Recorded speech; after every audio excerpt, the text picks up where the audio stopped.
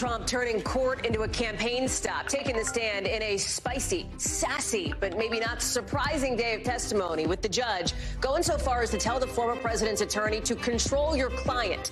More of the extraordinary moments in a day full of them when we take you live to New York with the fate of Mr. Trump's business empire on the line.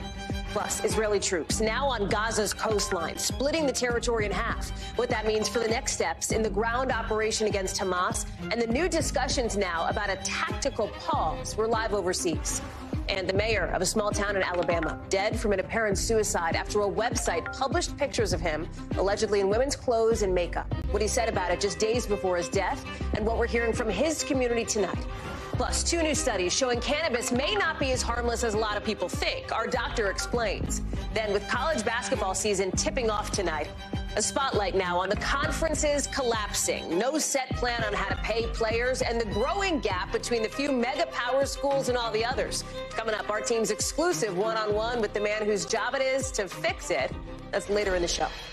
Hey there, I'm Hallie. And listen, it is not every day that you have a judge telling a former president he's got to chill out. But that is basically what happened in New York today. Look at this, where you see Donald Trump zipping his lips, zip, in front of reporters outside court, but inside getting so combative on the stand in his civil fraud trial, the judge had to remind Mr. Trump and his team that the hearing is not a political rally, in the judge's words. You see it here. At one point, the judge actually saying, "I beseech you, control your client."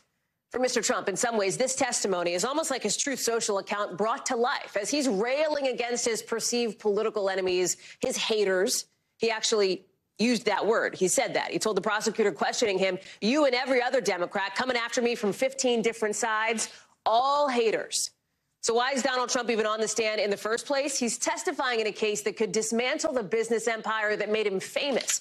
But he seemed to care very little about irritating the judge who's going to decide his fate, a judge who seemed visibly angry at some points, trying to get Mr. Trump to answer questions over whether he inflated the value of how much his business was worth. It's possible the Trump board could end up fined as much as $250 million, among other penalties. I want to get to our team covering this. NBC's Vaughn Hilliard is outside court in New York. Our senior legal correspondent, Laura Jarrett, is joining us as well. Vaughn, let me start with you here. So far, when we have seen Donald Trump in court, he's been listening to the proceedings. Very different situation today, with a lot of people wondering, how is he going to handle this moment? He handled it in what seems to be classic Donald Trump fashion, and that is being very clear about how aggrieved he felt about this process. Talk us through it and what it means. Hallie, we know how Donald Trump is on the campaign trail. We know how Donald Trump is on his social media account. The question is, coming in today was, how would Donald Trump be under oath while sitting literally feet away from the judge who's going to be the one to determine the penalty that he and his company face, potentially stripping the company of its ability to practice business in the state of New York and a potentially $250 million fine. And instead, what you saw was Donald Trump take on the judge himself. Just look at some of these quotes here. On the judge, Engoron will rule against me because he will always rule against me. Talking about the New York Attorney General, Letitia James, quote, "I think she is a political hack." On the trial itself, quote, "This is a very unfair trial. I hope the public is watching." Alina Habbo is one of 2 of Donald Trump's attorneys representing him inside of that courtroom here today. And during the lunch break, she came out and I directly asked her the question of whether she'd urge her client to essentially restrain himself and deliver more concise responses after being admonished multiple times by the judge. Take a listen to her response. The judge doesn't like when President Trump explains what actually happened because it's not good for his narrative. This is a judge who clearly has an issue. If you've seen his behavior with me, you've seen his behavior with the president today. He has a clear issue with facts that are not good for the case.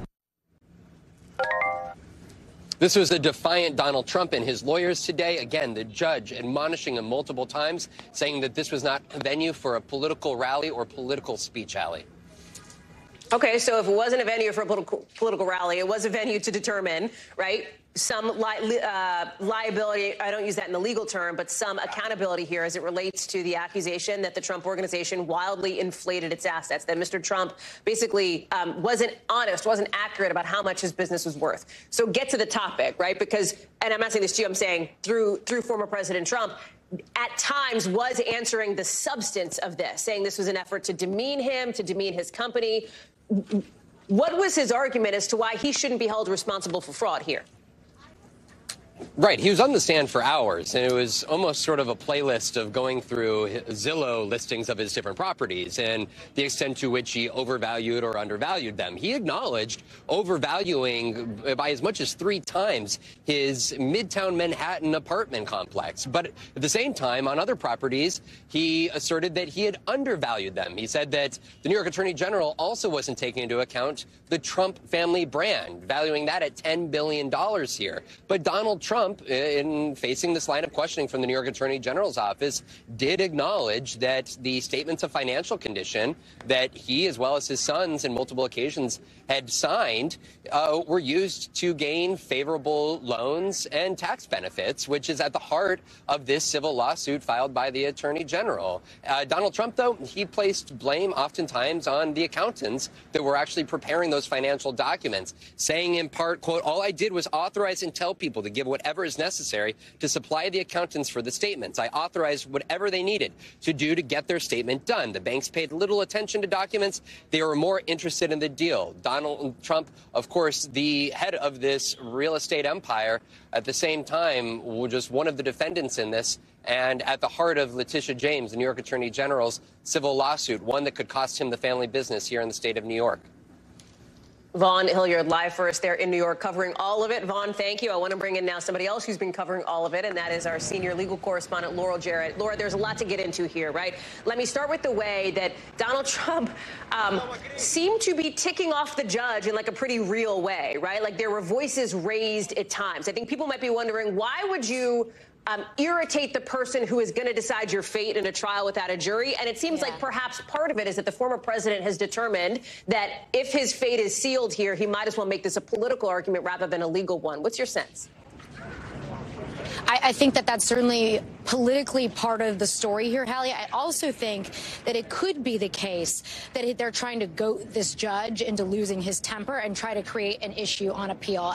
As you said, they certainly know that their fate seems to be sealed on the ultimate issue, right? He's already found fraud. There's some remaining claims for false statements, insurance fraud, but really the core of the case is already decided, and the judge is really left to really decide the penalty at this point. Knowing that, they want to make sure they've maintained their record for appeal in the hopes that ultimately this judge would be reversed. And today, we did see the judge lose his temper. He shouted at Mr. Trump's attorneys, telling them to sit down as they were making arguments, later having to apologize for that. And so I think to the extent that they think they can instigate a reaction from this judge that could become problematic for the judge's rulings later on, they're going to try to do that. The instigation angle is fascinating here, Laura, because I wonder, based on your sort of legal reporting expertise here, if it were any other defendant who was not a former president, any other set of circumstances that were not as high profile as this, would things have even gotten this far, or would a judge, in theory, have sort of put a stop to this long before?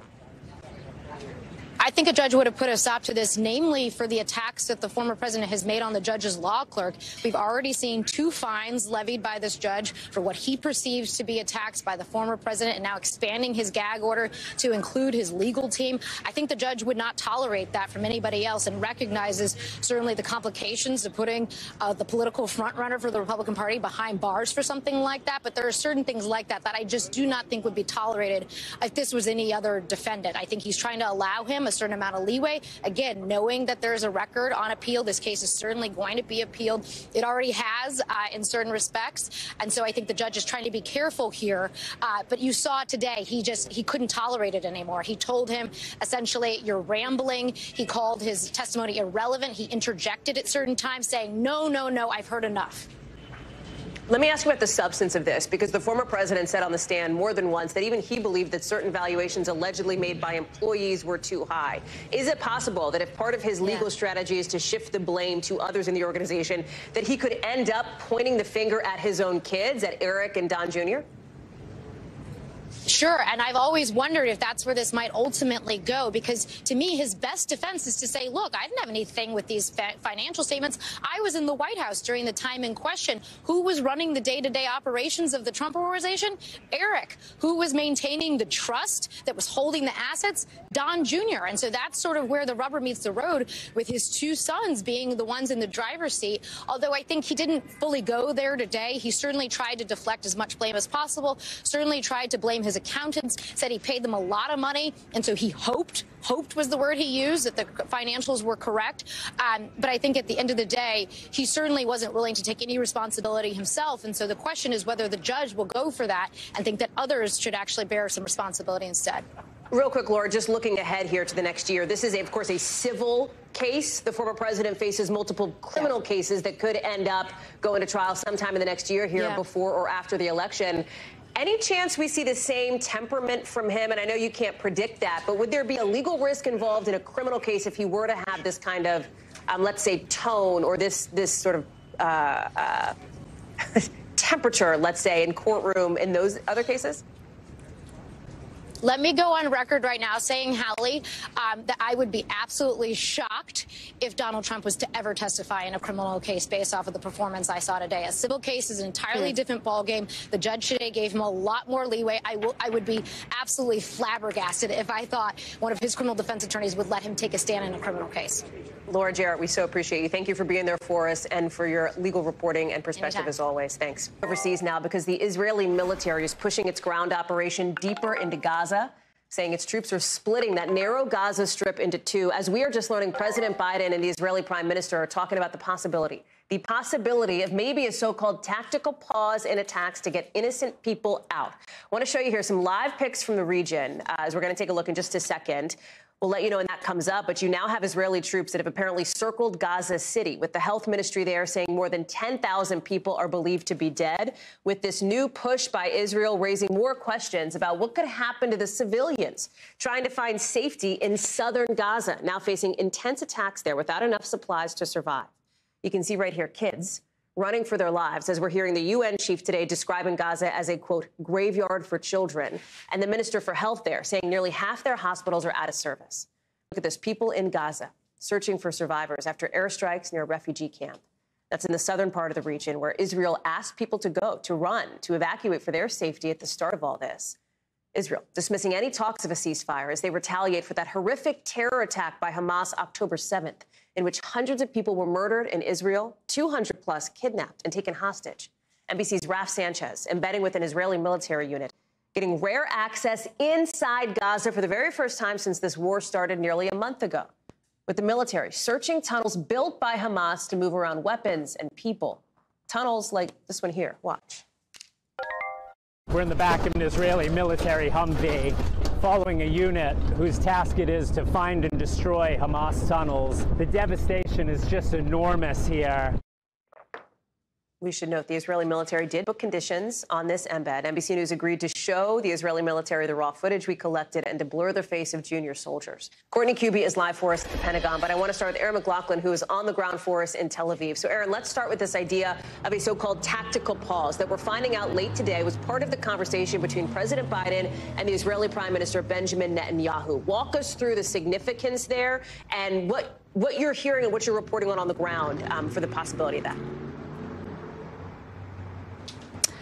Well, Hallie, at this point, it still seems like it's an open question whether or not there will be these so-called tactical pauses. Secretary Blinken, when he was visiting the region, sort of outlined the advantages in the U.S. eyes of these tactical pauses. It would allow for more aid to get from Egypt into southern Gaza to help Palestinian civilians. It would also create more breathing space for those civilians to be able to find places of safety.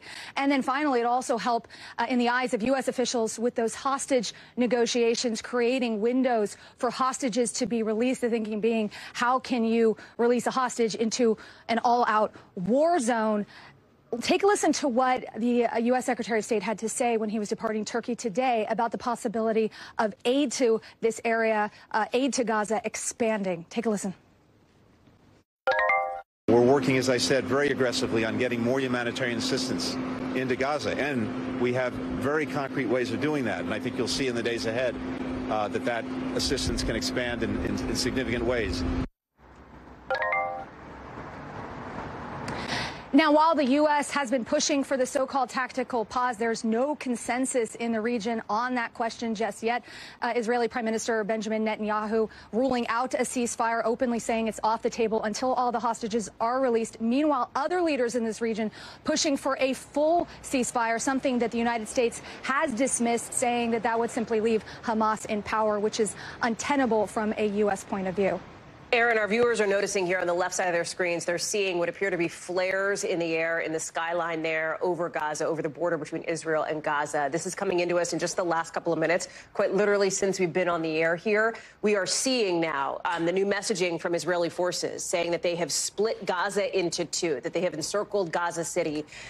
This is a signal for what could come next here, right? Yeah, that's right. And Israeli military officials sort of laying out more of their strategy in this war, creating this buffer zone, they say, between northern Gaza and southern Gaza, northern Gaza being where Israeli military officials say most of the fighting will happen, which is why we're saying the Israeli military try and open up a humanitarian corridor. It's the third day they've done this, 4-hour window for civilians to be able to evacuate from the north to the south. But our teams on the ground there in Gaza, speaking to Palestinian civilians, say they're reluctant to leave their homes in the north for a variety of reasons. They don't trust the humanitarian window. They don't trust what Israeli military is saying about the safety of that humanitarian window. They're concerned that they're not going to be able to return to their homes in the north once the war is over. And then finally, they're seeing that these Israeli strikes are continuing to the south as well. The thinking being, why would they leave their homes in the north if the Israeli strikes are also happening in the south? Hallie. Aaron McLaughlin live for us there in Tel Aviv. Aaron, we're glad to have you on the ground there. Thank you very much. All of it is coming with new reporting tonight. First to NBC News, that at least 10 more attempted attacks have happened on military bases where American troops are in Syria and in Iraq since Thursday. That means the total number of these kinds of attacks is up to 38 in just the last couple of weeks. Let's get to Courtney Kuby for more on this. Why are they happening, Court, and how does it connect to the Israel-Hamas war? So they all started on October 17th. And I have to say, Hallie, you know, since about March of this year, there really hadn't been these sorts of attacks on bases housing American troops in Iraq and in Syria. In the past, there have been times when these sorts of things, one-way drone attacks, mortars, rockets, when they have ticked up, it's generally related to some sort of a world event. Well, in this case, October 17th, it was 10 days after the October 7th attack. It was with the Israelis had already started their air campaign into Gaza. So while U.S. officials want to say there's no connection between the two, the reality is what was happening in Israel was not happening in a vacuum, and we started to see these sorts of attacks. And I have to say, Hallie, you mentioned there's been 38 since October 17th. Well, that includes 5 yesterday alone. So there certainly has been a constant drumbeat of these attacks, despite the fact that about 10 days ago, the U.S. took retaliatory strikes in northeast Syria as a way to try to deter against these sorts of attacks continuing, Hallie. Are the sources you're talking to concerned about a ramp-up, Court? Is that what the implication is here at the pace of this? They are. I mean, the two biggest concerns here is that one of these attacks is successful and Americans are seriously injured or even killed, including if there was, you know, some sort of a large casualty event, how that would then draw the U.S. further into this war. And then the second big concern is just a larger regional conflict here. If these sorts of attacks happen, if it does spread outside of Israel and outside of Gaza, the real concern is the U.S. would get dragged in, Hallie. Courtney Kuby live for us there at the Pentagon Court. Thank you. Keep us posted, please. Anger over the war between Israel and Hamas on real display right here in Washington today. Look at this. Crews working to clean up the gates of the White House, where you can still see, we're about to show you here, some of the red handprints and black writing on the columns. Phrases like Genocide Joe and Shame on You. Again, out there getting cleaned up today, but they've been remnants from a weekend of protests when thousands of pro-Palestinian demonstrators came out to try to pressure the White House to call more forcefully for a permanent or at least a longer-term ceasefire. It's happening at Stanford University. It looks into a possible hate crime incident there after an Arab Muslim student was hit by an SUV. That student sharing a message from his hospital bed, saying the driver was a white man in his mid-20s who made eye contact with him and said, "F you and your people," as he hit him. In a statement, university officials say they were disturbed about what they're calling potentially hate-based physical violence on campus. Emily Aketa is following this story and is joining us now. Emily, talk to us about what happened at Stanford, because the student who got hit Also criticized the university for what he called a slow response from the school. What are the details? What's the backstory? Hey there, Hallie. Well, the student calling from his hospital bed, calling on people to denounce hatred and violence after what is understandably just a terrifying incident. It played out just before 2 p.m. on Friday. The student says that he was heading to class. He was walking to class when he apparently made eye contact with the driver. That driver had accelerated, struck him, and then, as you noted, shouted, "F you and your people." And while the school released an alert 10:30 p.m. late that night, also on Saturday, the victim in this case says that this was not an adequate response from the school. In a statement released, he says, "The hours following the incident were agonizingly silent from the institution that I had trusted to be my safeguard. It took a multitude of emails and a cry for acknowledgement to bring forth a personal response from the administration." Now, Stanford University says they issued a notice as soon as they gained enough information. Enough information became available to them from the responding agency, which was the California Highway Patrol. But I think, Hallie, a good note here in the backdrop of all of this, coast to coast, we are seeing a rise in threats and violence on college campuses. Coast to coast, DHS officials have said that they are up to their eyeballs in requests for help in keeping campuses safe. One thing I'll note today, just today, UMass Amherst student was arraigned for allegedly attacking another student who had an Israeli flag. So tensions on the ground at campuses just at potentially, arguably, unprecedented levels.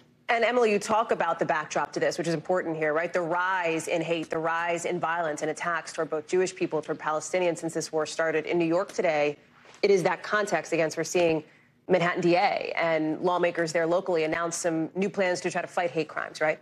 Yeah, that's absolutely right. They're announcing this new legislation, pushing this new idea to expand the hate crime eligible crimes and also increase potential sentences. That's something that they put forward today. You look at New York City, and they saw just last year a record 650 hate crimes just last year. And then since October 7th, we're seeing, according to the ADL, 388% increase in anti-Semitic incidents since October 7th. You know, I was on the campus of Cornell University last week. They had this so-called community day. They had canceled classes because of extraordinary stress, and you could get a sense that the feeling of unease from the students just absolutely palpable, especially there after a student was charged with making graphic threats of potentially killing Jewish people. Here's more. Take a listen here.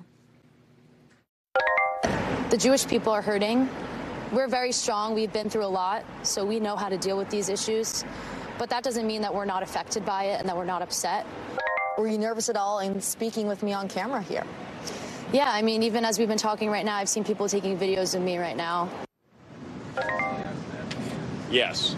American student who was nervous, a little hesitant about coming on camera because of potential fallout that she could face. I heard some similar messages echoed from Palestinian Americans, just this sense of fear on the ground as we see this rise in Islamophobia, this rise in anti-Semitism. And we are seeing universities take steps. They're trying to launch various kinds of task forces, but understandably, certainly a sense of unease on campuses, college campuses, coast to coast. Hallie.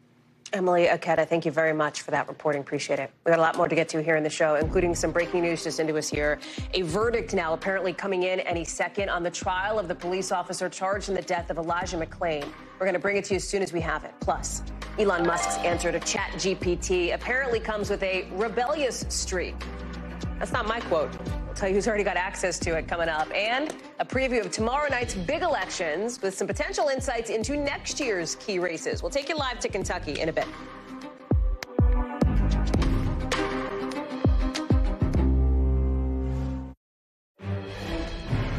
We got some breaking news just into us as we've been on the air here. The jury in the trial of one of the Colorado police officers involved in the death of an unarmed black man in 2019 has been found not guilty tonight.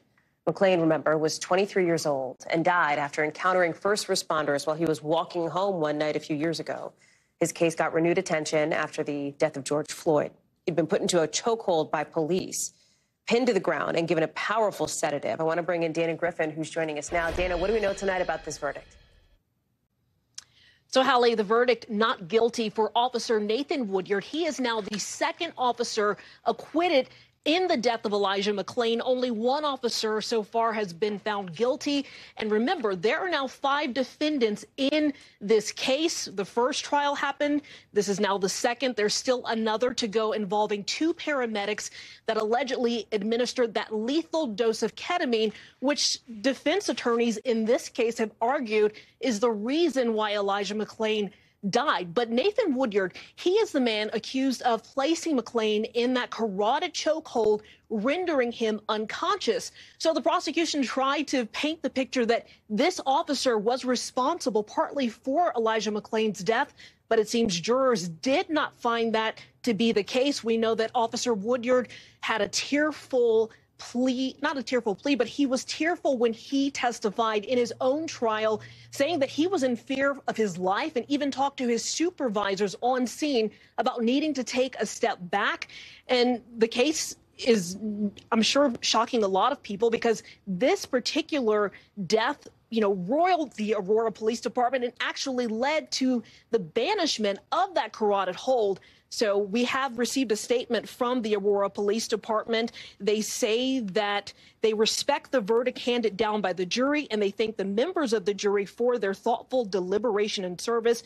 They went on to say that they will not be commenting further at this time. Hallie.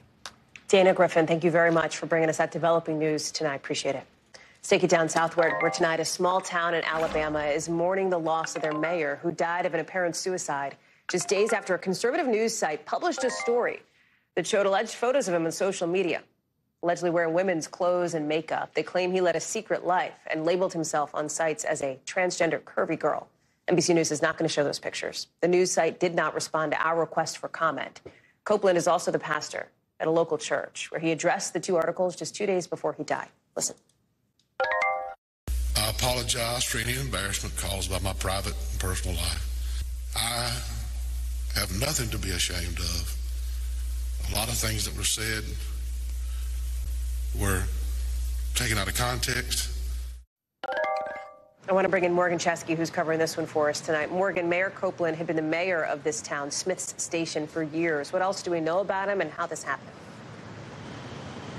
Yeah, Hallie, elected back in 2016. We know that Smith Station is a town of about 5,000 people. And when Bubba Copeland was elected, it was reported that he really wanted to try to grow this small community, bring new business in. It was a place that he recently described as a modern-day Mayberry.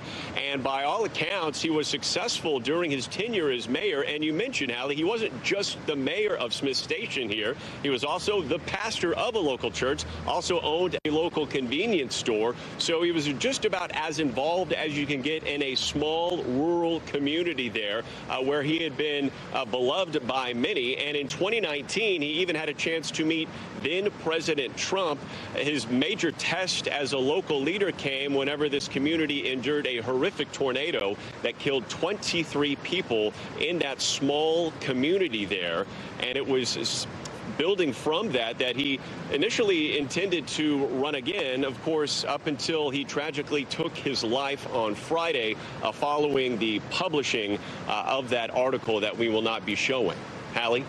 Can you talk a little bit about the community, the people there, how there is so many people feeling the pain of this loss very deeply? Right, still incredibly fresh, the emotion raw. We've had a chance to hear from people in the community on both sides of the aisle, expressing their just shock at the loss of a beloved community member. I know that one of the most visible is former Alabama Senator Doug Jones. I'd like to share what he shared following Copeland's death. He said it is sad and disgusting how he was treated by the news, that conservative news site, for personal decisions, however misguided they may have been. We live in a mean, bitter world where the self-righteous tend to throw the largest stones, and the 1819 News is the perfect example. Right now, there is no timetable on who will succeed Copeland. We do know that the news site, as you mentioned, has not responded to NBC News request. But this is a small community, Hallie, that is absolutely reeling following the loss of one of their own. Hallie? Morgan Chesky live for us with that story. Thank you, Morgan. Appreciate it. Let's get you over to the 5. By the way, if you or anybody you know needs help, you can call or text the Suicide and Crisis Lifeline at 988. That number is so important, a resource for so many here. Again, you can also text HOME to the crisis text line 741-741. Now to the 5 things our team thinks you should know about tonight.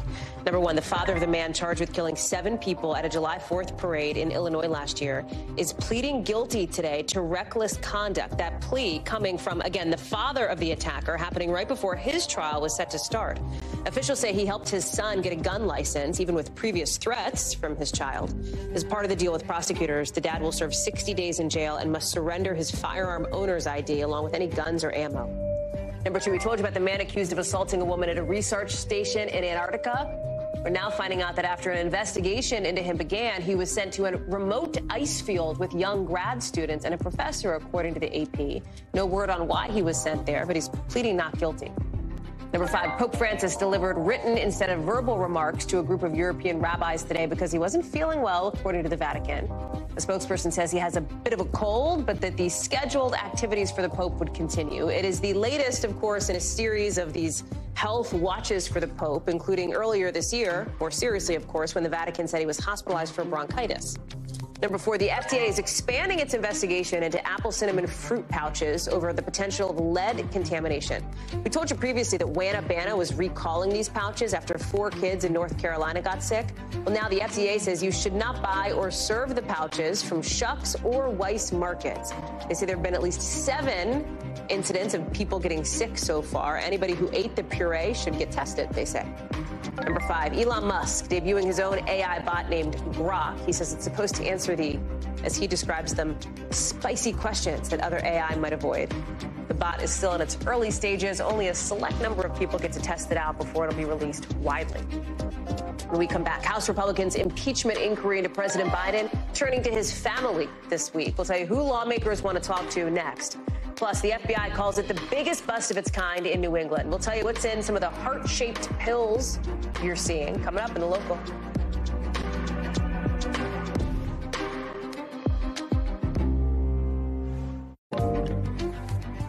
We are learning tonight that members of Congress could subpoena Hunter Biden, the president's son, as well as the president's brother James, as soon as this week, according to 2 sources connected to the House Republican impeachment inquiry into the president and their investigation of his family. Reps for both James and Hunter Biden did not immediately respond to our request for comment. But we do know that tomorrow, the special counsel overseeing the DOJ investigation into Hunter Biden is set to appear in front of the House Judiciary Committee for a closed-door interview. This is the first time that a special counsel is going to answer questions from congressional investigators, even while the investigation is still open and happening. I want to bring in Ryan Nobles, who is joining us now live from the Hill. Okay, so let's take this in a couple of buckets, Ryan, here. Let's start with sort of the impeachment inquiry gut check. Where do things stand with the potential for these subpoenas to come in a matter of just days? Yeah, this certainly will be a pretty dramatic escalation by the 3 committees that are investigating the Biden family and any possible connections of influence peddling to the president himself. And they've been forecasting this for some time. James Comer and the Oversight Committee in particular have subpoenaed a whole host of bank records from members of the Biden family, and they now believe that the information that they've received from those bank records has precipitated a subpoena for James and Hunter Biden specifically. Now, they have already reached out and asked them for voluntary interviews, of which they have not complied with. So taking this subpoena, forcing them to come before the committee would be that next step. And it's not just James and Hunter Biden that could potentially be receiving subpoenas from the Oversight Committee. The committee chairman, James Comer, has said that there could be dozens of other people that are either subpoenaed or requested to come in voluntarily and speak. So this just shows that, after all this speaker drama worked itself out, that now the impeachment inquiry is taking a new level of focus among House Republicans. Hallie. Okay, so that brings us to bucket number 2, Ryan, if you will, or what's behind door number 2. We're not going to see anything behind any doors tomorrow because the testimony from the special counsel is closed door. But how should we be thinking about this as we look ahead to the next day on the Hill? What is your expectation here, and why is he appearing? Well, the first thing we have to make clear here, Hallie, is that this is unprecedented. There has never been a special counsel that has come before a congressional committee in the midst of an investigation. This is just something the Department of Justice normally does not allow. But this is a special circumstance because David Weiss had agreed to appear before these committees around the time that he thought that the legal arrangement with Hunter Biden was going to be over. But then that plea arrangement that had been worked out with prosecutors and Hunter Biden fell apart.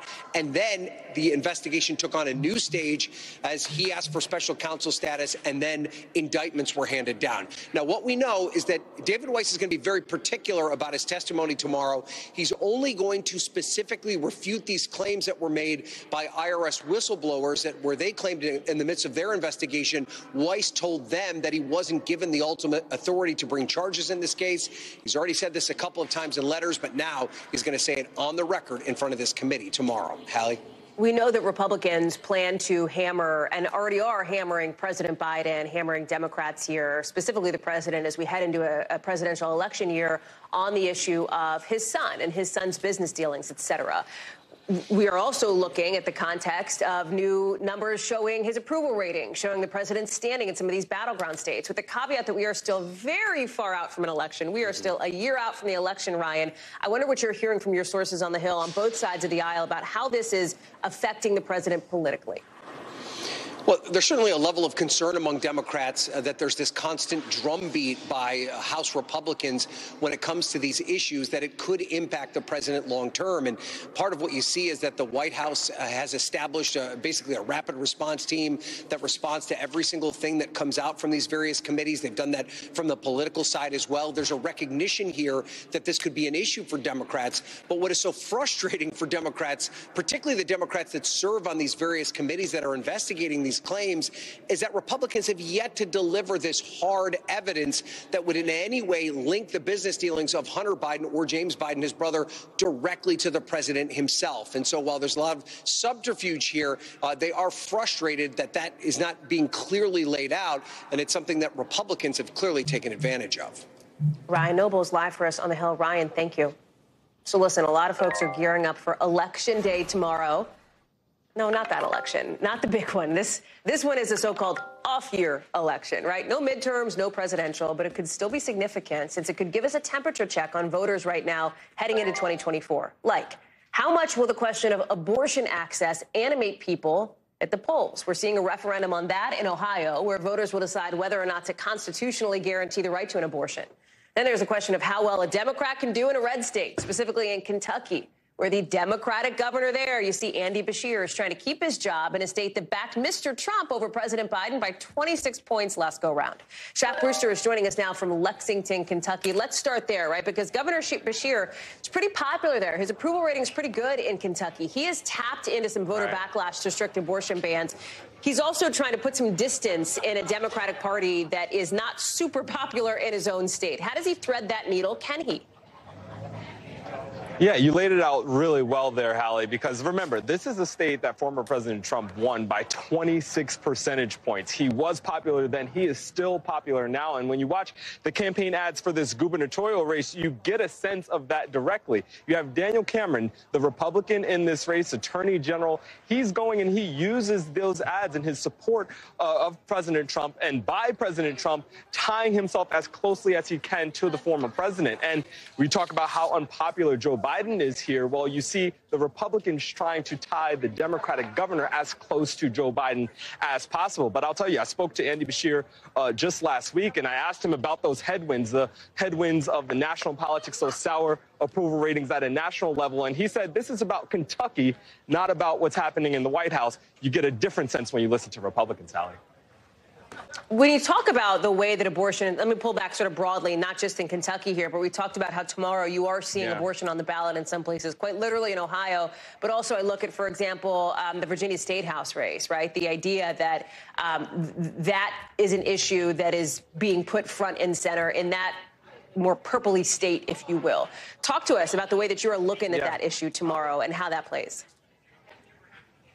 Yeah, you know, if this all sounds familiar, these key topics that we're talking right. about from the midterm elections, yes, it is familiar because these are, again, key topics this time around. You mentioned Virginia, where there Glenn Youngkin is pushing a 15-week abortion ban. He doesn't like the word ban. He uses the word limit, but that gives you a sense of the back and forth in Virginia as voters there decide over control of the state legislature. Then you have Ohio, where voters in that conservative state will have the opportunity to enshrine abortion rights in that state's constitution. When this came before voters back in August, 57% of voters decided against raising the threshold to have that constitutional amendment.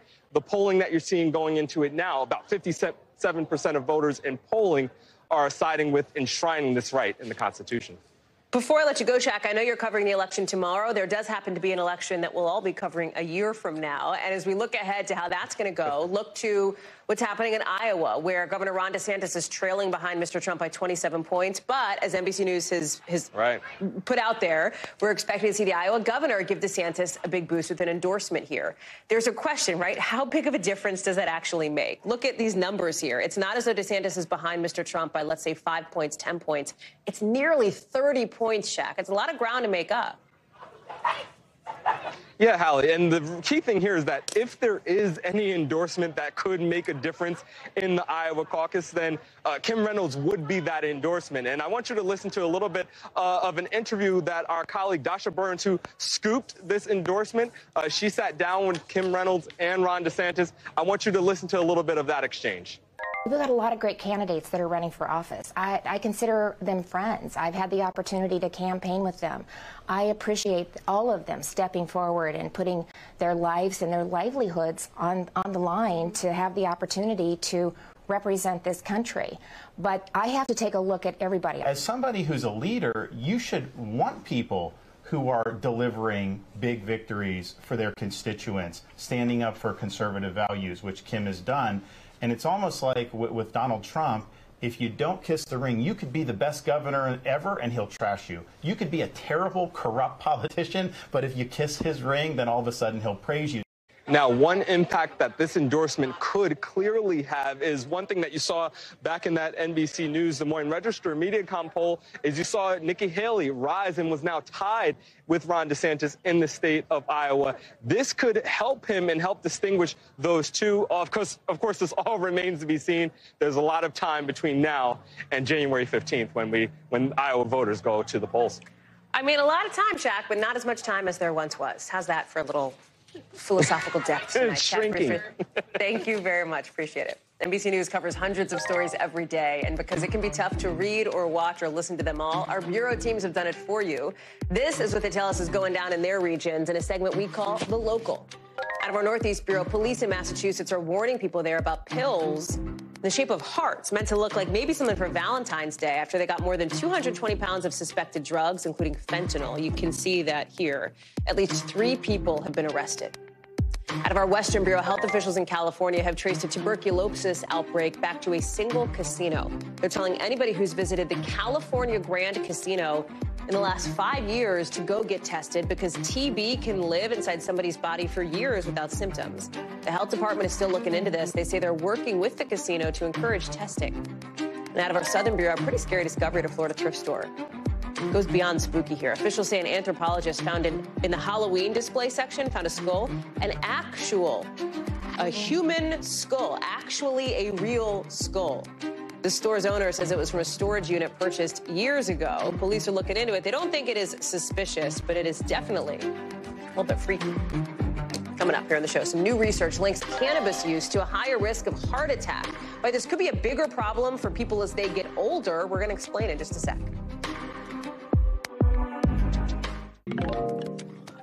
Tonight, new research is linking cannabis with a higher risk for heart attacks, heart failure, stroke. That's according to a couple new studies out from the American Heart Association tonight, which shows older people specifically who don't smoke cigarettes but who do smoke weed could be more at risk. Dr. Akshay Syal joins us now. What's so interesting is there's a sense that cannabis, I think people think, it's pretty harmless, right? But this study shows that everybody who uses cannabis every day ends up being 34% more likely to develop heart failure. Talk us through that. Why is that? And is this just smoking it? Does this include gummies, edibles, et cetera, all of the above? You're asking the tough questions, Hallie. So yes, I think, the phrase we often hear from patients is, Doc, it's a plant. How can it harm me? It's harmless. It's from the earth. It's from the ground. But Hallie, the concern here really is that 34% risk of heart failure. That's with people who are using cannabis every day. And to answer your question, they didn't specify sort of edibles versus smoking versus vaping. But Hallie, the American Heart Association, who's a sponsor of this study, has put out a statement, essentially, not endorsing cannabis use, but saying if you are going to use it, you want to use the safer methods. And in this case, we know that smoking marijuana can actually release some of those harmful compounds we see in smoking tobacco. So they actually, promote the use of, for example, edibles, because they think some of that smoke may be contributing to the risk of heart failure here, Hallie. Are there any other risks we're learning about from these studies? I think the one that I'm most interested in, the one that I think a lot of experts, including the NIH, are interested in, Hallie, we've spoken to them about this, is the risk of mental health disorders. A lot of psychiatrists say, if you are going to use cannabis, you want to wait until you're at least 25, because we know that the brain is developing until then. And if you use it before then, you're at risk of more substance abuse and even psychosis, particularly among young men, Hallie. What about the issue when it comes to age, right? Because the study is coming out, right, which shows an increased risk in some of this stuff for older people comes as also more older people are using cannabis. You have more and more states legalizing it, not just medicinally, but recreationally as well. Is it just the older folks who should be concerned? Is it everybody? Is it the middle-aged people? Help us understand it. Yeah, Hallie, if I were to get up here and say don't use cannabis ever, I don't think that would be very realistic advice. I think not a lot of people would listen to me. And so there's a few groups of people particularly that I think should be more careful. Those who are young, particularly young men in their low 20s and their teens especially. Hallie, those who are pregnant. And Hallie, anybody who has a risk of or family history of psychosis. Those are people that you really want to stay away from this if you can. Dr. Akshay Sale, thank you very much for breaking it down. A lot more to come here on the show. When you'll meet the former politician now in charge of overseeing a whole bunch of college sports. What the head of the NCAA says keeps him up at night in an NBC News exclusive. That's coming up next.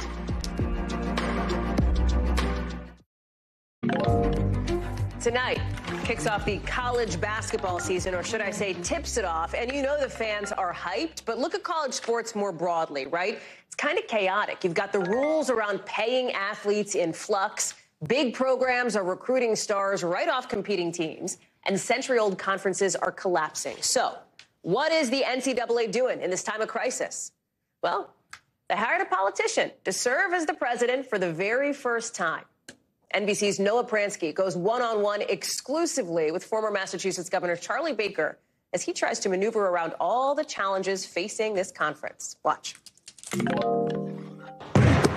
You couldn't have been surprised by the passion of your NCAA constituency compared to being a governor, were you? A little. 1 year ago, then Governor Charlie Baker was still navigating the state of Massachusetts through the uncharted waters of a pandemic.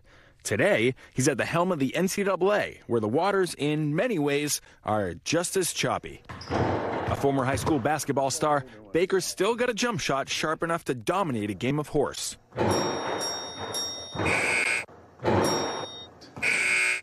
Boom! Horse, a relevant skill given the Wild West nature of the NCAA today, with some schools, and now some athletes too, finding new ways to rake in millions of dollars. I mean, it really is, in that respect, very Wild Westish. And part of what we're trying to get Congress to do is to help us create kind of one playing field with the same set of rules across all 50 states. One of his first actions as NCAA president, asked Congress to regulate the 117-year-old institution, with a grim warning if action isn't taken. Literally, thousands of your interscholastic athletic programs will go away. Ever since the Supreme Court upended NCAA's amateurism rules in 2021, opening the door for athletes to profit off their name, image, and likeness, NIL for short, college sports have been governed not by one set of rules, but by dozens of them, passed quickly by dozens of state legislatures. Add in the transfer portal, where schools can basically now snag star players away from other schools. And Baker says the only way to protect student athletes and college athletics as we know it is with new national guardrails. You don't want to limit compensation for athletes? No, absolutely not. I don't want to limit compensation at all. In fact, I think NIL is terrific. What I worry about is people using the framework without any transparency, accountability, or rulemaking to take advantage of student athletes and their families. But Baker has pushed back on one issue of compensation, a lawsuit attempting to classify student athletes as employees of a university, meaning wages for all of the hours they put into their sports. But Baker says that could bankrupt a majority of the NCAA's 1,100 athletic departments, which already lose money and can't take on millions in new salaries. While the big football schools like Ohio State or Alabama are working with annual athletic budgets north of $200 million, most NCAA schools have budgets closer to $7 million. What happens if you don't get that congressional action? Well, we're going to try and put a lot of those policies in place to the extent we can through rulemaking. But there's a real challenge there. Rules passed by the NCAA may not stand up to the scrutiny of state courts. The organization has begun writing new rules for schools that will provide student athletes with expanded health care, mental health services, scholarship protections, and continued access to the classroom after their playing days are over. But the one issue that keeps Baker up at night, I worry about the sports betting thing, because that's where I think we have a challenge that is not fully understood. NCAA research found 2 out of 3 students on college campuses have placed sports bets, and Baker's concerned about their potential influence on the athletes at the center of the action. He wants to work with the gambling apps to monitor campus betting. We can and should do and will do a lot of surveillance over unusual movements on betting and that type of thing. Baker says there's a lot to play catch-up on, but he's got a knack for making the difficult look easy, winning the governor's mansion twice as a Republican in notoriously liberal Massachusetts. Not to mention the occasional long shot from way beyond the arc. Bang! All right, now go fix NIL. Yeah. Governor better be sending you a thank you card, Noah, that you got that on tape, that shot, and that your team actually captured it. So listen, thank you for being with us. You talk about in that interview the potential for Congress to regulate the NCAA, that's what he's calling for. Is that actually going to happen? What are the chances it does? NIL, almost nil, Hallie. My sources on the Hill say there's a real appetite to get something done on both the left and the right.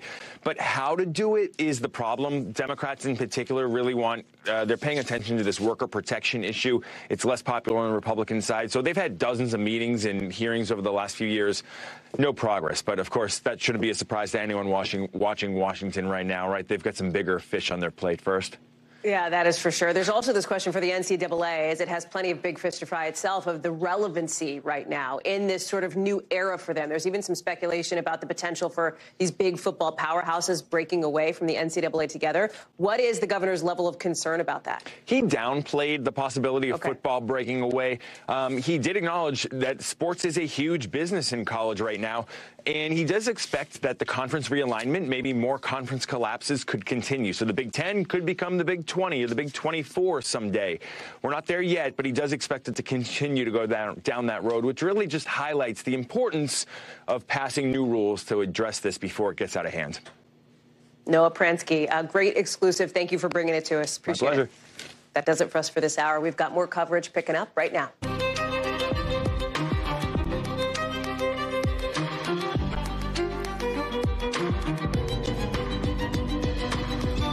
Tonight, Donald Trump turning court into a campaign stop, taking the stand in a sassy, but maybe not surprising day of testimony. The judge going so far as to tell the former president's attorney to control your client. We've got more of the extraordinary moments in a day full of them when we take you live to New York with the fate of Mr. Trump's business empire on the line. Plus, Israeli troops now on Gaza's coastline, splitting the territory in half. As look at this, new airstrikes, new flares even lighting up the sky tonight along the border. What this means for the next steps in the ground operation against Hamas and the new discussions on a tactical pause. We'll take you live overseas. Plus, breaking just as we've been on the air tonight, one of the officers charged in the death of a 23-year-old black man in Colorado being found not guilty. The reaction to that verdict coming up. Plus, the mayor of a small town in Alabama dead from an apparent suicide after a website published pictures of him allegedly in women's clothes and makeup. What he said about it just days before his death and what we're hearing from his community tonight. Then we're seeing House Republicans ramp up their impeachment inquiry into President Biden and his family. What we're hearing tonight from sources who say lawmakers could subpoena the president's son as soon as this week. Hey there, I'm Hallie. And listen, it is not every day that you have a judge telling a former president he's got to chill out.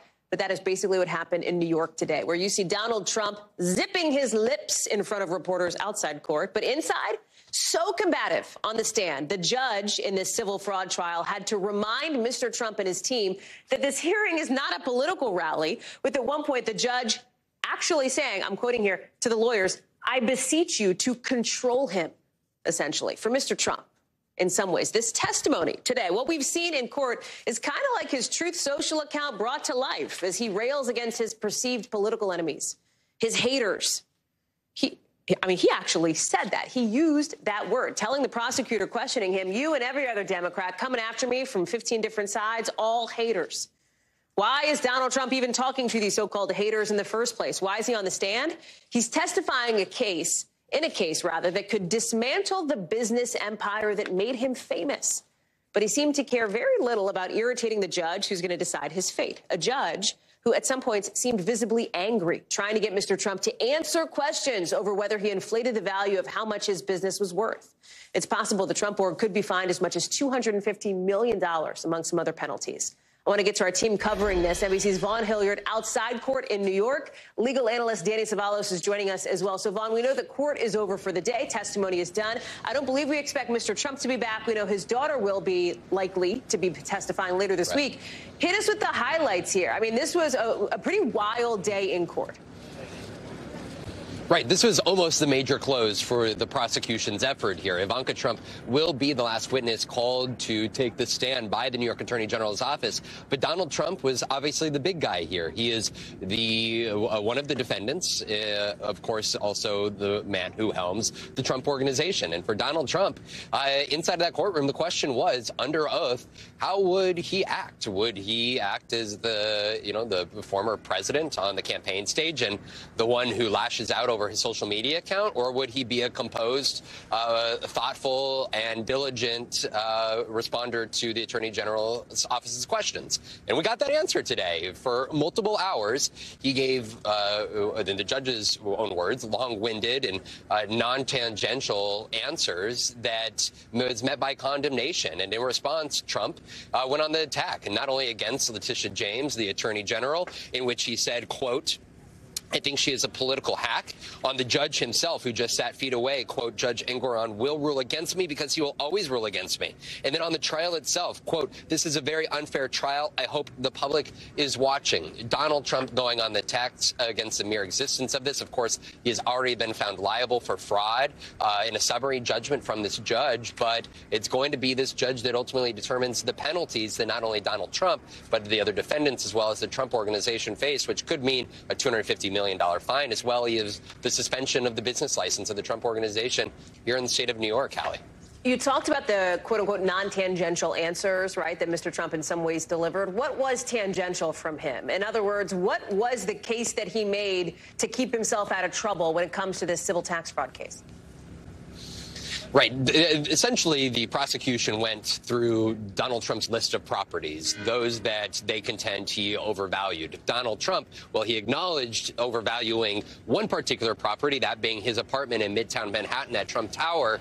The other properties, he argued, were actually undervalued, and the totality of the Trump brand was not taken into account by the Trump organization. And Donald Trump's claim that an appraiser's opinion is just one opinion, ultimately the actual selling price is as much as somebody is willing to buy it for. An appraiser's own value is only worth so much. I want to let you listen, Hallie, real fast to Chris Kise. He is one of the Trump's attorneys who represented him inside of this courtroom here today, who echoed Donald Trump when he left the courthouse here this afternoon. Take a listen.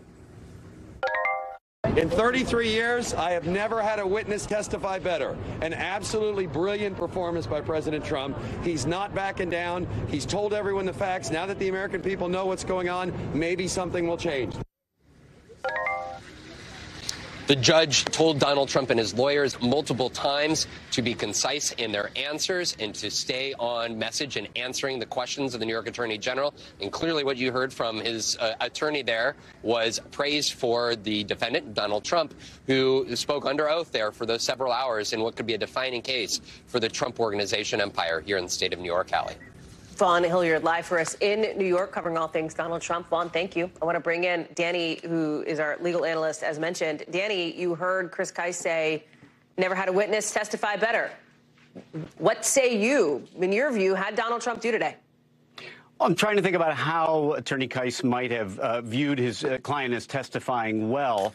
And that may be because Trump did stick to the script. And the script has always been, number one, I relied on accountants. I relied on other people. I may have supplied them with information and data, but it was other people ultimately who made these assessments. It's essentially somebody else did it. But then relatedly, and maybe inconsistently, but the other prong has always been that, look, the valuation aspect of this, you folks, the Attorney General, are as far off as you think I am. In other words, nobody knows what the exact valuation of property is. Now, we're talking about overages of millions upon millions of dollars, but Trump's argument, or essentially his testimony, is consistent with that of his sons, which is, hey, look, real estate is worth what somebody will pay for it, or it's in the eye of the beholder.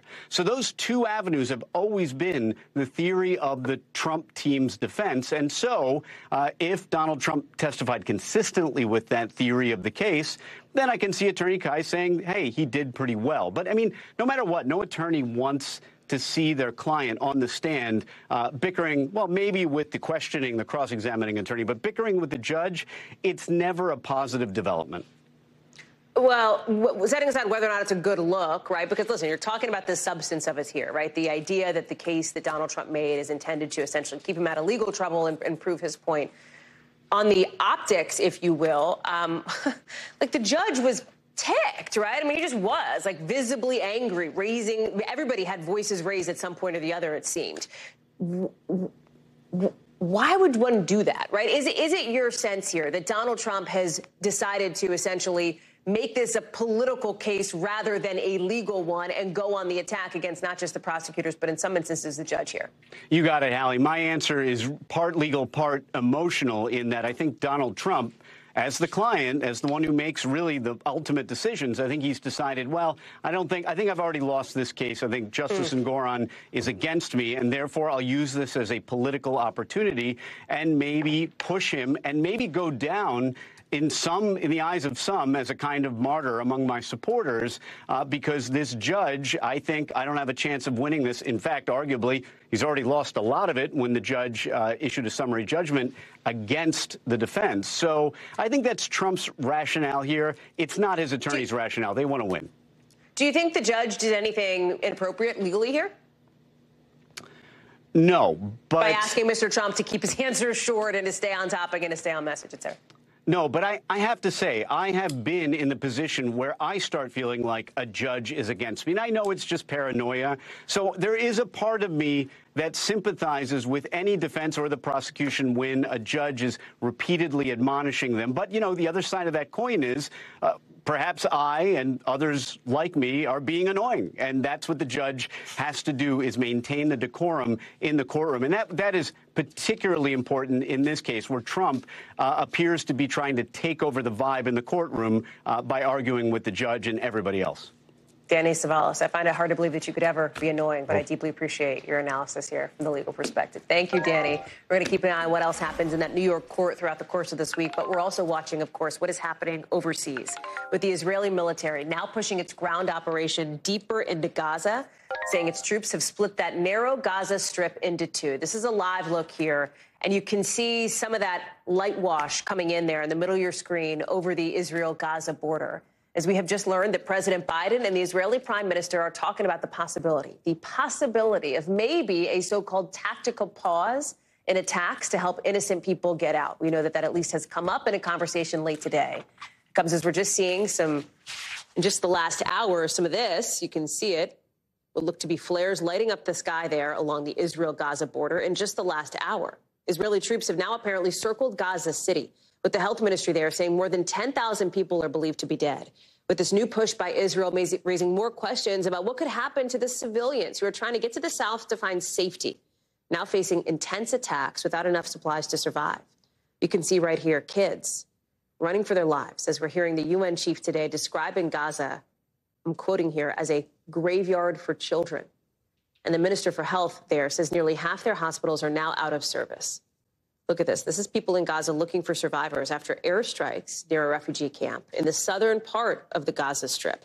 Remember, that's where you can see the map here. The bottom of your screen, that's where Israel had said to civilians in Gaza, had urged them, get out. This is where you should flee to at the beginning of all this.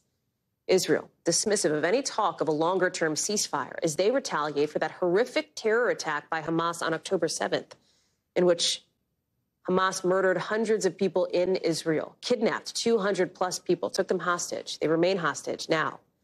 NBC's Raf Sanchez, embedding with an Israeli military unit, getting some rare access, going inside Gaza for the very first time since this war started nearly a month ago. You see Raf there in the press vest. He's with troops looking for tunnels, looking inside tunnels built by Hamas to move around weapons and people. Tunnels like the one here. Watch. We're in the back of an Israeli military Humvee, following a unit whose task it is to find and destroy Hamas tunnels. The devastation is just enormous here. We should note the Israeli military did put conditions on this embed. NBC News agreed to show the military the raw footage we collected and to blur the faces of junior soldiers. Courtney Kuby is live for us at the Pentagon, but I want to start with Aaron McLaughlin on the ground in Tel Aviv for us here. And Aaron, it is this idea of a quote-unquote tactical pause. In other words, a temporary pause in fighting to help innocent people, the civilians here, is coming as we're also hearing more hospital leaders in Gaza speak out. Some of them say there's no power. They're not able to kind of keep up with the need here. Talk us through where this goes next. Yeah, Hallie, in the hospitals, what's happening at the hospitals, what the hospitals are being used for, a major point of contention in this war in recent days. Israeli military officials doubling down on their allegations that any number of hospitals inside Gaza City are actually being exploited by Hamas, used to shield them, used as massive human shields, building their infrastructure. Israeli officials alleging Hamas tunnels underneath the hospitals, hospitals being used to launch rockets. Now, those are all allegations that Hamas vociferously is denying. But what we have been seeing in recent days is a violent uptick around hospitals inside Gaza City. Just yesterday, there was bombardment in the area of Al-Quds Hospital, according to the Palestinian Health Ministry. That violence resulting in damage to the hospital, as well as injuries of patients inside the hospital itself. And then again today, more violence in the northern part of Gaza City, around the area of 2 hospitals. According to the Palestinian Health Ministry, 8 Palestinians died as a result of 2 separate strikes. Now, the Israeli military not commenting on that, but our team on the ground saying that these hospitals are the sites of this intense bombardment, compounding the already desperate humanitarian situation playing out inside the hospitals themselves, with doctors saying they're absolutely inundated with a flood of patients. Take a listen to what one doctor had to say at the Al-Shifa hospital, the main hospital in Gaza City. I saw a lot of people, of children who burned to death. This is tragic. This is catastrophic. At Shifa Hospital, a huge number of casualties, and the bed occupancy are out of control. And it's that kind of account from desperate Palestinian doctors, desperate Palestinian civilians, that is fueling these calls in the region for a ceasefire, fueling this call from the United States for that humanitarian pause. Hallie? Aaron, we talked a second ago about the split that the Israeli military says they've created. North Gaza split from South Gaza, essentially, as their troops now, they say, have encircled essentially Gaza City here. This appears to be a signal that it is that the Israeli troops are preparing for a bigger push into Gaza City here, for an escalation here. Is that your sense of things, based on the folks that you're talking to? Well, that's absolutely what Israeli military officials are now saying. Essentially, they're saying that they've created this buffer zone to separate northern Gaza from southern Gaza so that they can concentrate most of their military efforts on Gaza City in the north itself to continue with that fight. The hope on the part of the Israeli military, they say, is that Palestinian civilians will heed their warnings, take advantage of a humanitarian corridor that they have been setting up now some 3 days in a row to evacuate from the north to the south so that they could continue that fight in earnest without having to be worried about those horrific civilian casualties that we've been seeing. The issue there being is that thousands of Palestinians currently in the northern part of Gaza say they do not want to leave because they do not trust the Israelis. Hallie. Aaron McLaughlin live for us there in Tel Aviv. Aaron, thank you. All of this, everything that Aaron described is happening as there's new reporting tonight, first to NBC News, revealing at least 10 more attempted attacks on military bases where American troops are stationed in Syria and Iraq since Thursday. Just since Thursday. That means the total number of attacks, 38 in the last couple of weeks since we began reporting this here on the show, thanks to our Pentagon correspondent, Courtney Kube, who is joining us now with more. One of the big concerns here, Court, is the concern over escalation, right? Explain to people how these attacks in other parts of the region are in the eyes of some of the officials you're talking to, linked to what is happening between Israel and Hamas.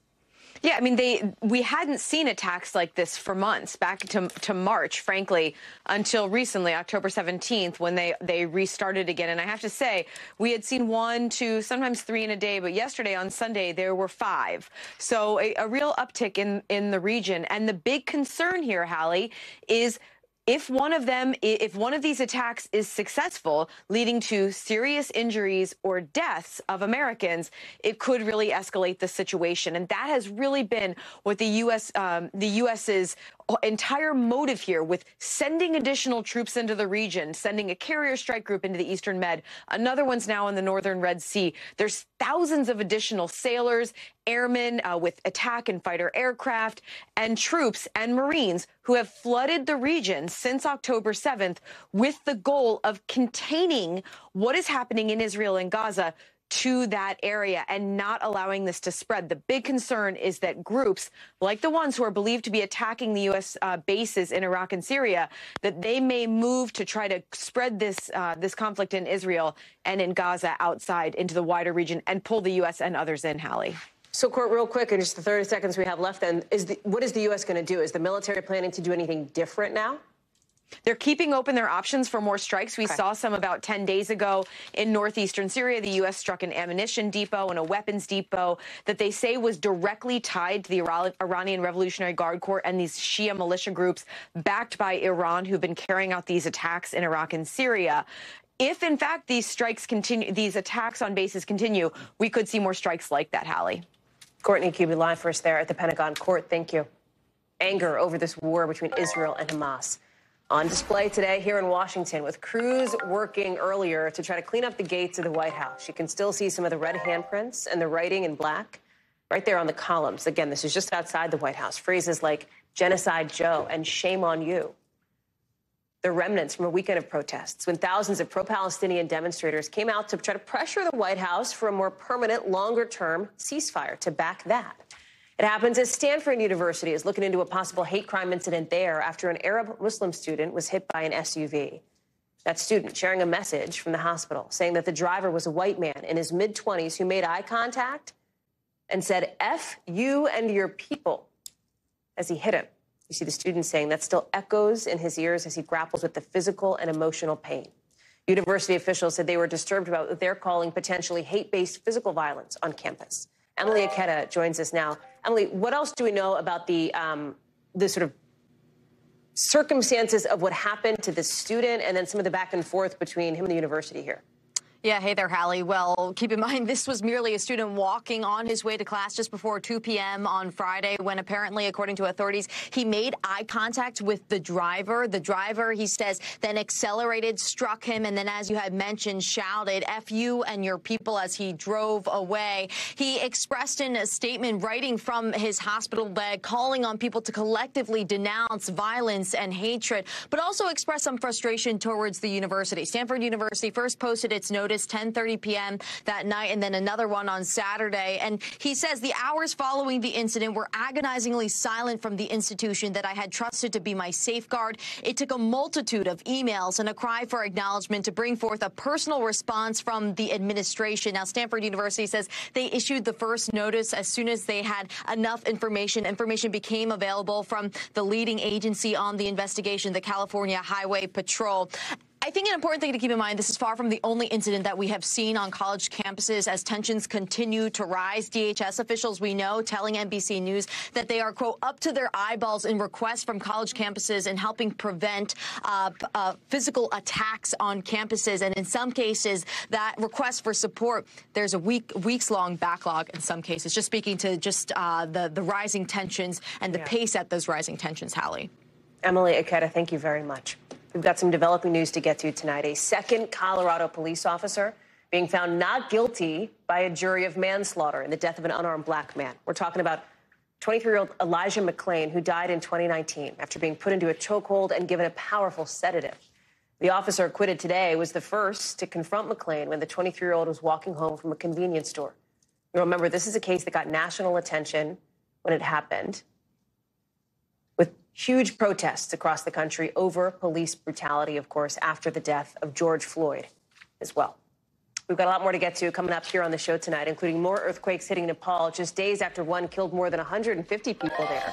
What officials say is making the aid push a whole lot more difficult. Plus, a star from Tiger King, remember that show, pleading guilty to multiple charges today. We've got the explanation in a sec.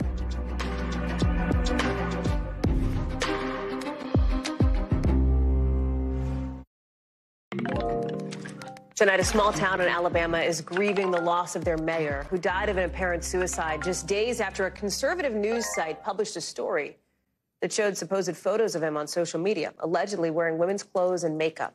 They claim he led a secret life and labeled himself on sites as a transgender curvy girl.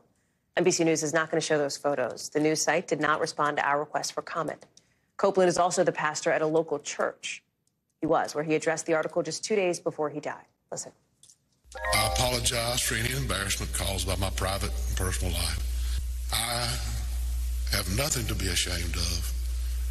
A lot of things that were said were taken out of context. I want to bring in Morgan Chesky, who's covering this one for us tonight. Morgan, Mayor Copeland had been the mayor of this town, Smith's Station, for years. What else do we know about him and how this happened? Yeah, Hallie, elected back in 2016. We know the Smith Station, a town of about 5,000 people. And when Bubba Copeland was elected, it was reported that he really wanted to try to grow this small community, bring new business in. It was a place that he recently described as a modern-day Mayberry. And by all accounts, he was successful during his tenure as mayor. And you mentioned, Hallie, he wasn't just the mayor of Smith Station here. He was also the pastor of a local church, also owned a local convenience store. So he was just about as involved as you can get in a small rural community there, where he had been beloved by many. And in 2019, he even had a chance to meet then President Trump.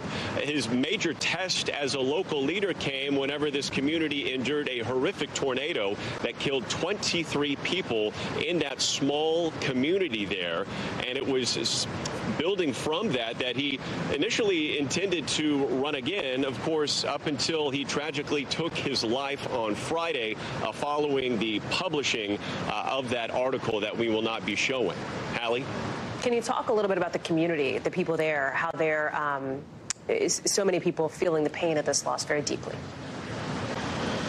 Right, still incredibly fresh, the emotion raw. We've had a chance to hear from people in the community on both sides of the aisle, expressing their just shock at the loss of a beloved community member. I know that one of the most visible is former Alabama Senator Doug Jones. I'd like to share what he shared following Copeland's death. He said it is sad and disgusting how he was treated by the news, that conservative news site, for personal decisions, however misguided they may have been. We live in a mean, bitter world where the self-righteous tend to throw the largest stones, and the 1819 News is the perfect example. Right now, There is no timetable on who will succeed Copeland.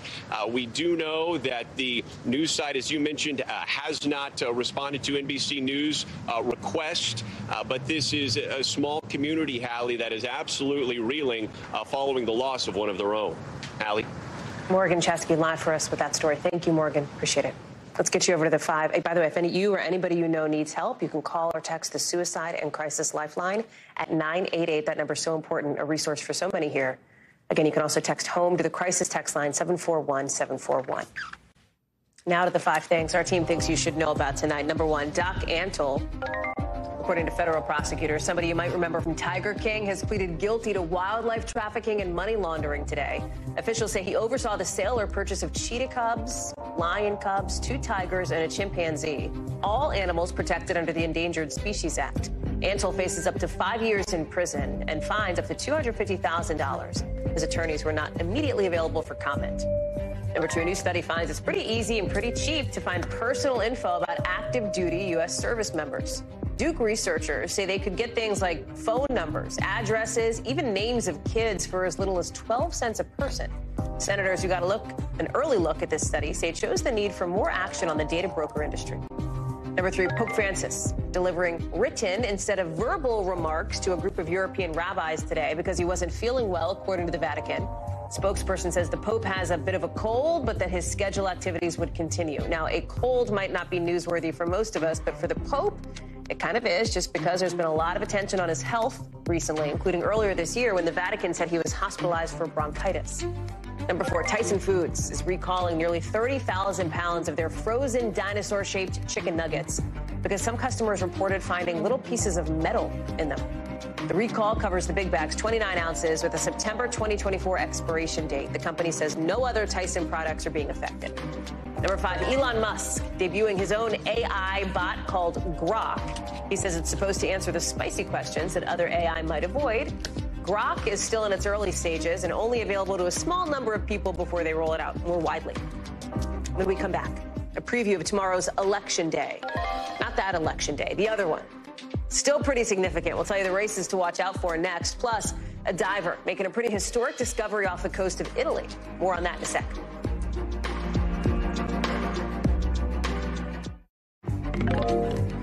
We are learning tonight members of Congress could subpoena Hunter Biden, the president's son, as well as the president's brother James, as early as this week, according to 2 sources connected to House Republicans' impeachment inquiry into the president and their investigation of his family.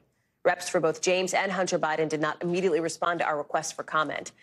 But we do know that tomorrow, the special counsel overseeing the DOJ investigation into Hunter Biden is set to appear in front of the House Judiciary Committee for a closed-door interview. It's significant, right? This is the first time that a special counsel will answer questions from congressional investigators, even while the investigation is still open, still happening. Ryan Nobles is joining us now. Let's take this in a couple of buckets, Ryan, here. Let's start with sort of the impeachment inquiry gut check. Where do things stand with the potential for these subpoenas to come in a matter of just days?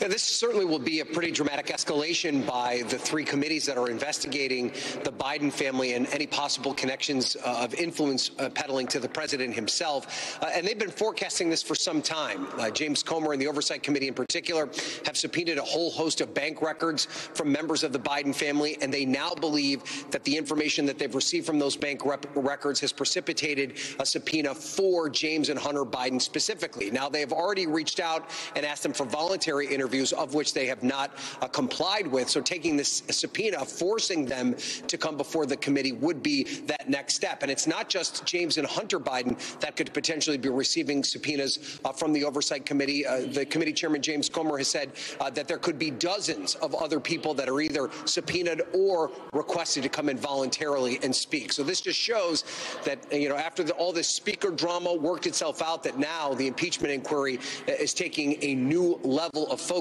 among House Republicans. Hallie. Okay, so that brings us to bucket number 2, Ryan, if you will, or what's behind door number 2. We're not going to see anything behind any doors tomorrow because the testimony from the special counsel is closed door. But how should we be thinking about this as we look ahead to the next day on the Hill? What is your expectation here, and why is he appearing?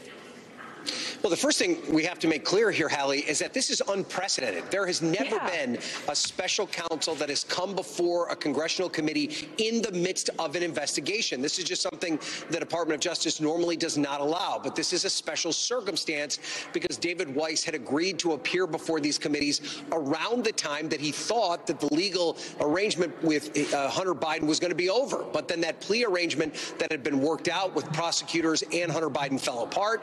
And then the investigation took on a new stage as he asked for special counsel status, and then indictments were handed down. Now, what we know is that David Weiss is going to be very particular about his testimony tomorrow. He's only going to specifically refute these claims that were made by IRS whistleblowers that where they claimed in the midst of their investigation, Weiss told them that he wasn't given the ultimate authority to bring charges in this case. He's already said this a couple of times in letters, but now he's going to say it on the record in front of this committee tomorrow. Hallie? We know that Republicans plan to hammer and already are hammering President Biden, hammering Democrats here, specifically the president, as we head into a presidential election year on the issue of his son and his son's business dealings, et cetera. We are also looking at the context of new numbers showing his approval rating, showing the president's standing in some of these battleground states, with the caveat that we are still very far out from an election. We are still a year out from the election, Ryan. I wonder what you're hearing from your sources on the Hill on both sides of the aisle about how this is affecting the president politically. Well, there's certainly a level of concern among Democrats that there's this constant drumbeat by House Republicans when it comes to these issues that it could impact the president long term. And part of what you see is that the White House has established basically a rapid response team that responds to every single thing that comes out from these various committees. They've done that from the political side as well. There's a recognition here that this could be an issue for Democrats. But what is so frustrating for Democrats, particularly the Democrats that serve on these various committees that are investigating these claims, is that Republicans have yet to deliver this hard evidence that would in any way link the business dealings of Hunter Biden or James Biden, his brother, directly to the president himself. And so while there's a lot of subterfuge here, they are frustrated that that is not being clearly laid out, and it's something that Republicans have clearly taken advantage of. Ryan Noble is live for us on the Hill. Ryan, thank you. So listen, a lot of folks are gearing up for Election Day tomorrow. No, not that election, not the big one. This one is a so-called off-year election, right? No midterms, no presidential, but it could still be significant since it could give us a temperature check on voters right now heading into 2024. Like, how much will the question of abortion access animate people at the polls? We're seeing a referendum on that in Ohio, where voters will decide whether or not to constitutionally guarantee the right to an abortion. Then there's a question of how well a Democrat can do in a red state, specifically in Kentucky, where the Democratic governor there, you see Andy Beshear, is trying to keep his job in a state that backed Mr. Trump over President Biden by 26 points last go-round. Shaq Brewster is joining us now from Lexington, Kentucky. Let's start there, right? Because Governor Beshear is pretty popular there. His approval rating is pretty good in Kentucky. He has tapped into some voter backlash to strict abortion bans. He's also trying to put some distance in a Democratic Party that is not super popular in his own state. How does he thread that needle? Can he? Yeah, you laid it out really well there, Hallie, because remember, this is a state that former President Trump won by 26 percentage points. He was popular then. He is still popular now. And when you watch the campaign ads for this gubernatorial race, you get a sense of that directly. You have Daniel Cameron, the Republican in this race, Attorney General. He's going and he uses those ads in his support of President Trump and by President Trump, tying himself as closely as he can to the former president. And we talk about how unpopular Joe Biden is here. Well, you see the Republicans trying to tie the Democratic governor as close to Joe Biden as possible. But I'll tell you, I spoke to Andy Beshear just last week, and I asked him about those headwinds, the headwinds of the national politics, those sour approval ratings at a national level. And he said this is about Kentucky, not about what's happening in the White House. You get a different sense when you listen to Republicans, Hallie. When you talk about the way that abortion, let me pull back sort of broadly, not just in Kentucky here, but we talked about how tomorrow you are seeing abortion on the ballot in some places, quite literally in Ohio. But also I look at, for example, the Virginia State House race, right? The idea that that is an issue that is being put front and center in that more purpley state, if you will. Talk to us about the way that you are looking at that issue tomorrow and how that plays. Yeah, you know, if this all sounds familiar, these key topics that we're talking right. about from the midterm elections, yes, it is familiar because these are, again, key topics this time around. You mentioned Virginia, where there Glenn Youngkin is pushing a 15-week abortion ban. He doesn't like the word ban. He uses the word limit, but that gives you a sense of the back and forth in Virginia as voters there decide over state control of the state legislature. Then you have Ohio, where voters in that conservative state will have the opportunity to enshrine abortion rights in that state's constitution. When this came before voters back in August, 57% of voters decided against raising the threshold to have that constitutional amendment. The polling that you're seeing going into it now, about 57% of voters in polling are siding with enshrining this right in the Constitution. Before I let you go, Shaq, I know you're covering the election tomorrow. There does happen to be an election that we'll all be covering a year from now. And as we look ahead to how that's going to go, look to what's happening in Iowa, where Governor Ron DeSantis is trailing behind Mr. Trump by 27 points. But as NBC News has put out there, we're expecting to see the Iowa governor give DeSantis a big boost with an endorsement here. There's a question, right? How big of a difference does that actually make? Look at these numbers here. It's not as though DeSantis is behind Mr. Trump by, let's say, 5 points, 10 points. It's nearly 30 points, Shaq. It's a lot of ground to make up. Yeah, Hallie, and the key thing here is that if there is any endorsement that could make a difference in the Iowa caucus, then Kim Reynolds would be that endorsement. And I want you to listen to a little bit of an interview that our colleague Dasha Burns, who scooped this endorsement, she sat down with Kim Reynolds and Ron DeSantis. I want you to listen to a little bit of that exchange. We've got a lot of great candidates that are running for office. I consider them friends. I've had the opportunity to campaign with them. I appreciate all of them stepping forward and putting their lives and their livelihoods on the line to have the opportunity to represent this country. But I have to take a look at everybody. As somebody who's a leader, you should want people who are delivering big victories for their constituents, standing up for conservative values, which Kim has done. And it's almost like with Donald Trump, if you don't kiss the ring, you could be the best governor ever and he'll trash you. You could be a terrible, corrupt politician, but if you kiss his ring, then all of a sudden he'll praise you.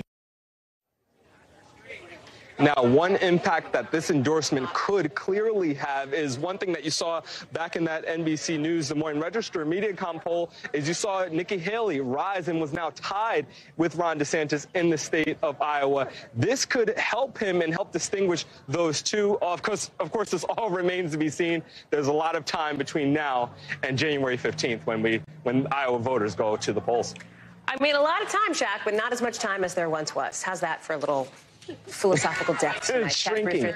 Thank you very much. Appreciate it. NBC covers hundreds of international stories every day, and because it can be tough to read or watch or listen to them all, our international teams have done it for you. Here is some of what they're watching in a segment we call The Global. Out of Nepal, another earthquake today with 3 people hurt. Coming after a big one Friday killed more than 150 people. That earthquake destroyed thousands of buildings, leaving survivors left to search through the debris for anything they could salvage. Help is only just now starting to get to the area. Out of Australia, officials say 5 people died and several more were hurt after a car crashed into a crowd outside a pub. Investigators say the 66-year-old driver tested negative for alcohol. They're not sure if speed played a part here. And out of Italy, government officials say they found tens of thousands of ancient bronze coins in the waters off the coast of Sardinia.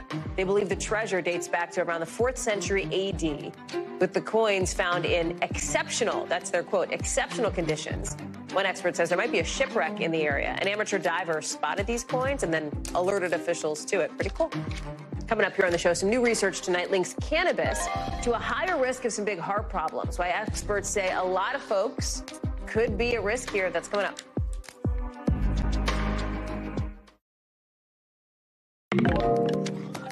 Tonight, new research is linking cannabis with a higher risk for heart attacks, heart failure, stroke.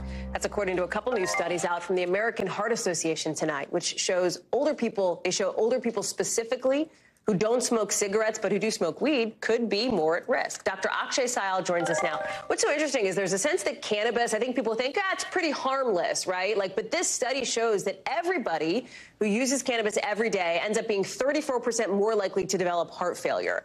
Talk us through that. Why is that? And is this just smoking it? Does this include gummies, edibles, et cetera, all of the above? You're asking the tough questions, Hallie. So yes, I think, the phrase we often hear from patients is, Doc, it's a plant. How can it harm me? It's harmless. It's from the earth. It's from the ground. But Hallie, the concern here really is that 34% risk of heart failure.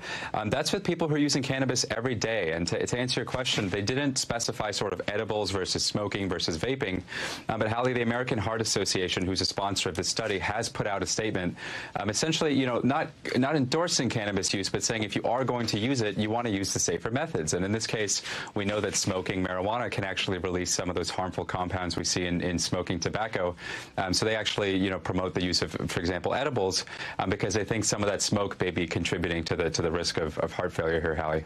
Are there any other risks we're learning about from these studies? I think the one that I'm most interested in, the one that I think a lot of experts, including the NIH, are interested in, Hallie, we've spoken to them about this, is the risk of mental health disorders. A lot of psychiatrists say, if you are going to use cannabis, you want to wait until you're at least 25, because we know that the brain is developing until then. And if you use it before then, you're at risk of more substance abuse and even psychosis, particularly among young men, Hallie. What about the issue when it comes to age, right? Because the study is coming out, right, which shows an increased risk in some of this stuff for older people, comes as also more older people are using cannabis. You have more and more states legalizing it, not just medicinally, but recreationally as well.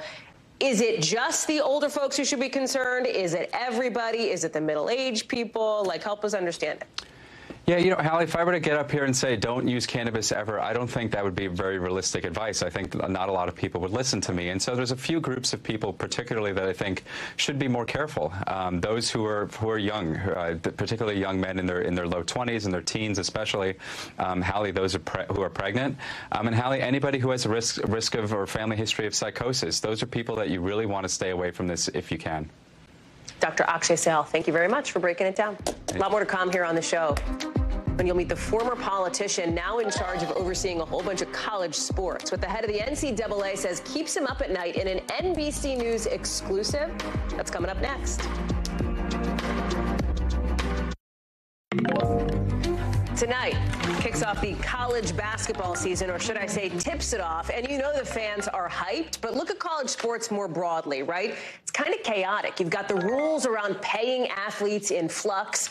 Big programs are recruiting stars right off competing teams, and century-old conferences are collapsing. So what is the NCAA doing in this time of crisis? Well, they hired a politician to serve as the president for the very first time. NBC's Noah Pransky goes one-on-one exclusively with former Massachusetts Governor Charlie Baker as he tries to maneuver around all the challenges facing this conference. Watch. You couldn't have been surprised by the passion of your NCAA constituency compared to being a governor, were you? A little. 1 year ago, then Governor Charlie Baker was still navigating the state of Massachusetts through the uncharted waters of a pandemic. Today, he's at the helm of the NCAA, where the waters, in many ways, are just as choppy. A former high school basketball star, Baker's still got a jump shot sharp enough to dominate a game of horse.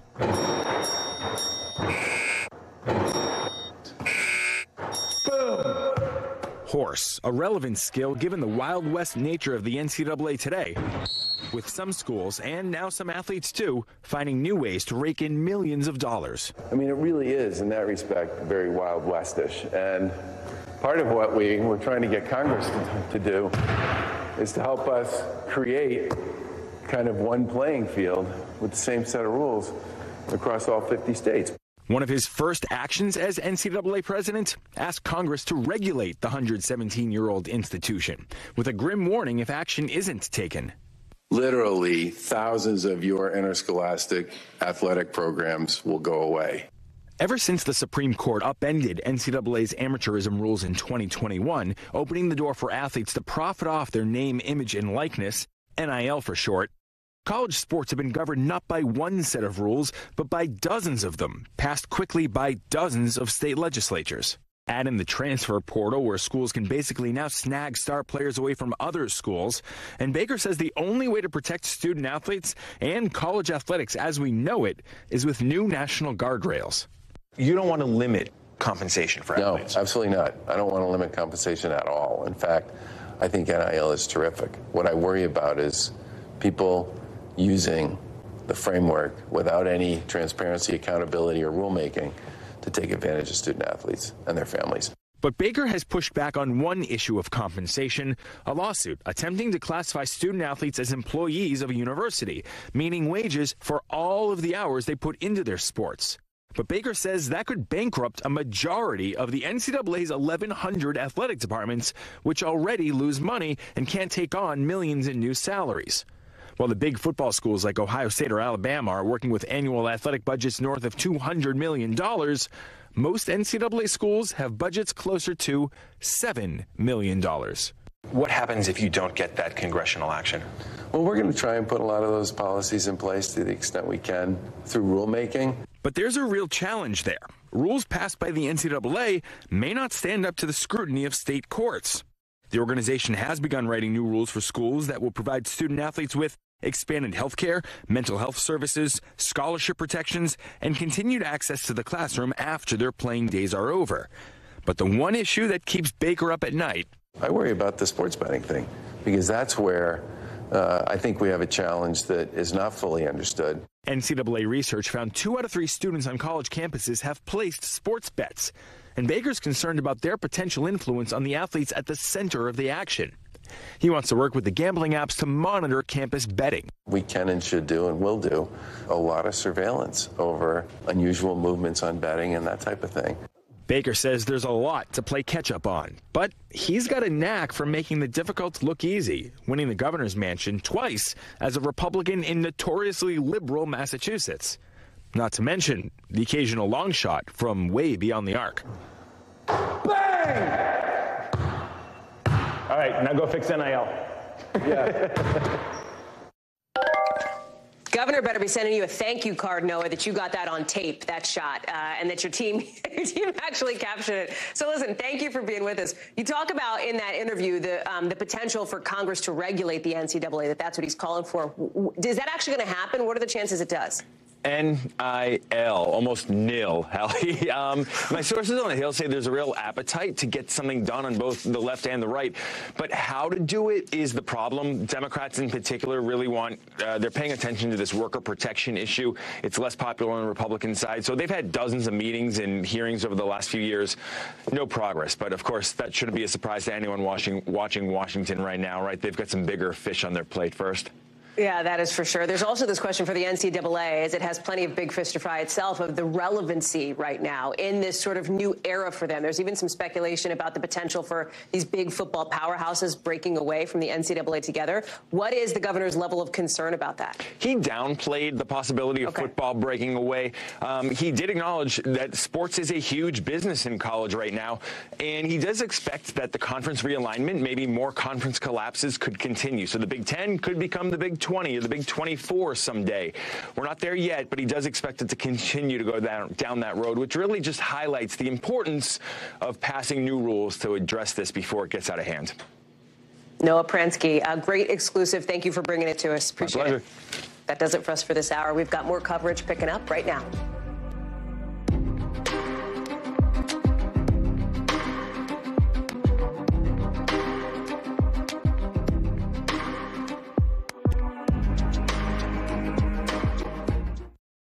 Thanks for watching. Stay updated about breaking news and top stories on the NBC News app or follow us on social media.